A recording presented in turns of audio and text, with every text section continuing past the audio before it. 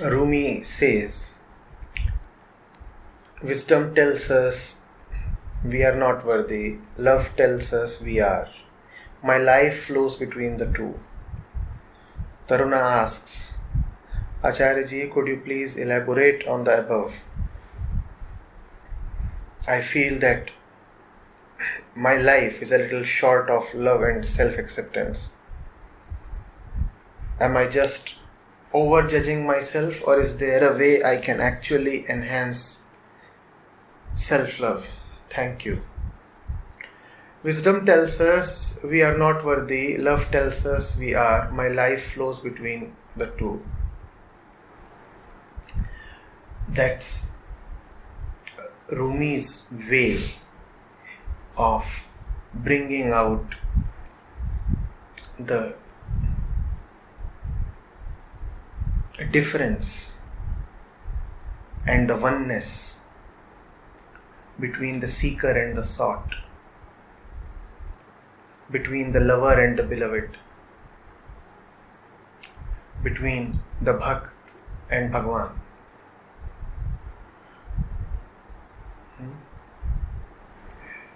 Kindly do not read his words to mean that love and wisdom are exclusive of each other. I will repeat what he has said. Wisdom tells us we are not worthy. Love tells us we are. My life flows between the two. Kindly do not take these words to mean that wisdom and love are mutually exclusive. They are not. What is he saying here? He is talking of the last dichotomy we live in.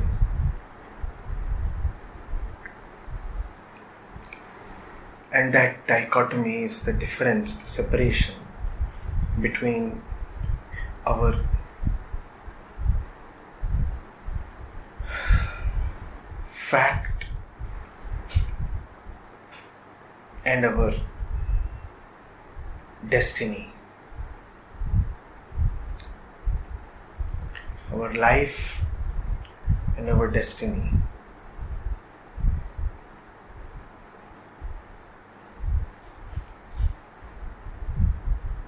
Our periphery and our center. Our performance and our potential.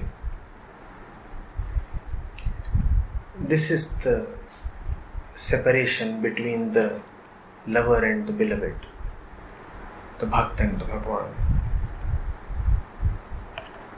We are two, Taruna.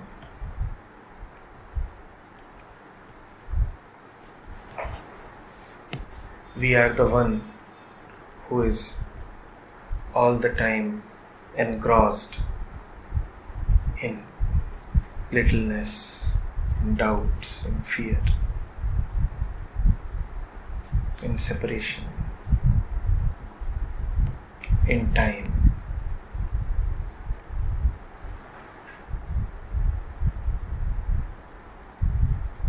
In desires and anger.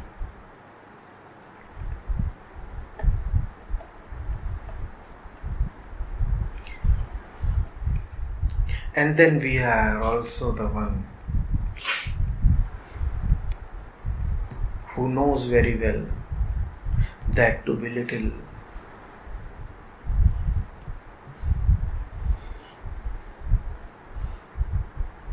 and afraid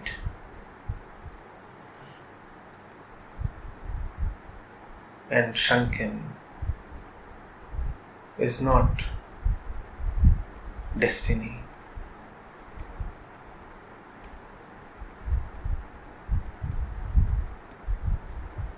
That one is needlessly confining himself.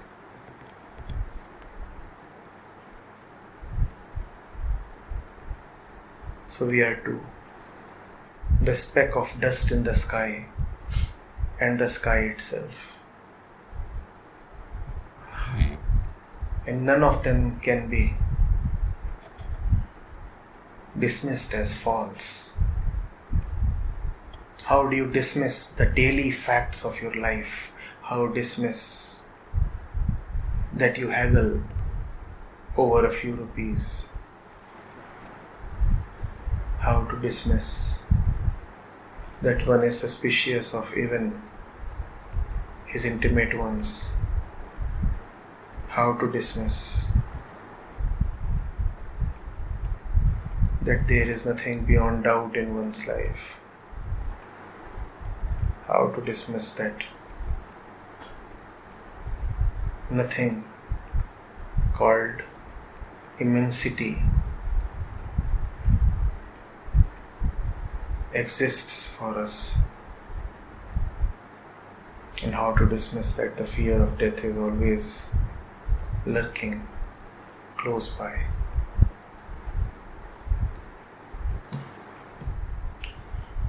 That's the life of the speck of dust.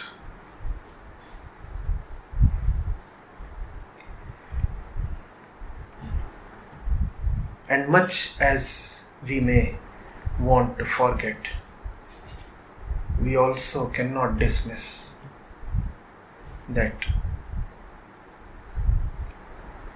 something within yearns for the infinite,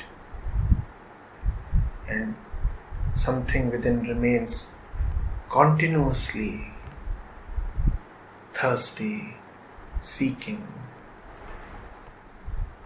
unfulfilled, thirsty.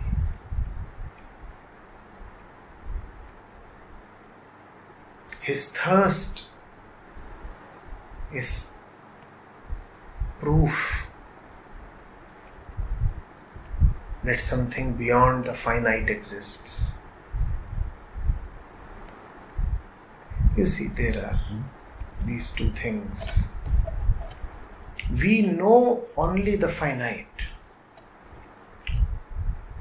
but the finite never satisfies us. So we are not quite equipped or authorized to talk of the infinite, but we can surely talk of something beyond the finite. Now these are two different things.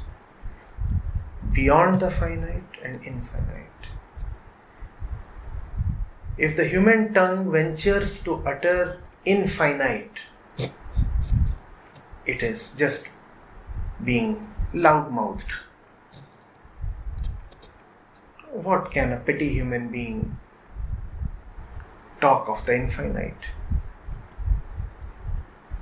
But surely one can say that one wants to go beyond the finite.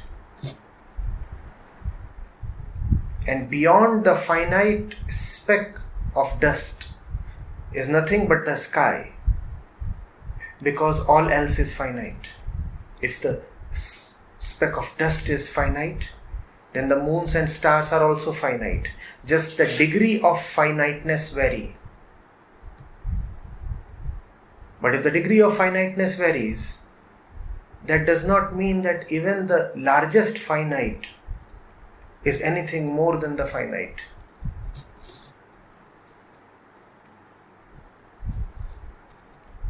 So if you can just say that I am longing for something beyond the finite, you have very honestly and very totally uttered the word infinite. That's how man should talk of truth, that which is beyond falseness. Beyond falseness. And that's why the sages of the Upanishads talked in the negativa. They would just say, not this, not this. Beautiful. Very honest. Not false is truer than the truth. When you talk of the truth, then you are exceeding your limits. But when you lovingly sing out to that which is not false, then it's an honest song. not false. Give me something that is not false. The speck of dust says, give me something that is not finite. I feel suffocated in this littleness. Give me something where I cannot see boundaries.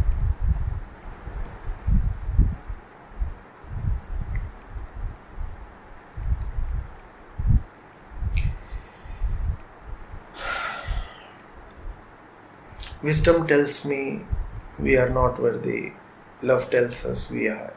Yes, you are both, the little speck of dust and the infinite sky.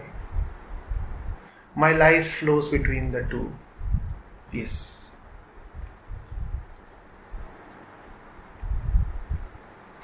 Both are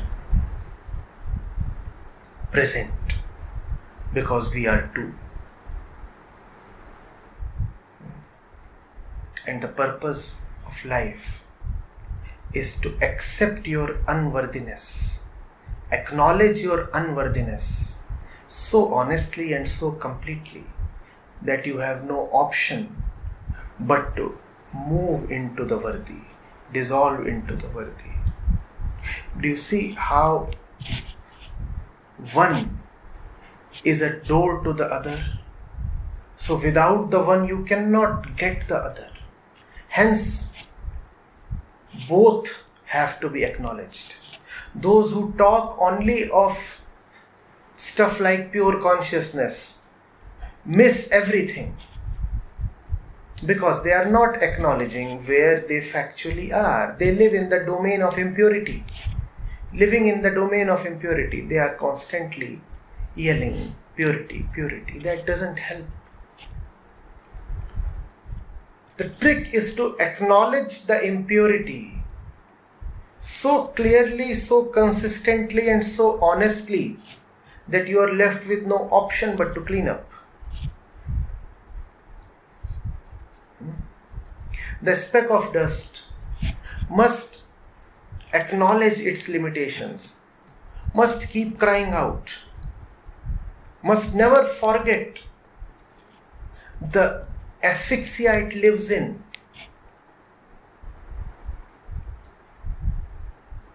And then the boundaries break open. Then there is a great dissolution. Sky melts into the sky.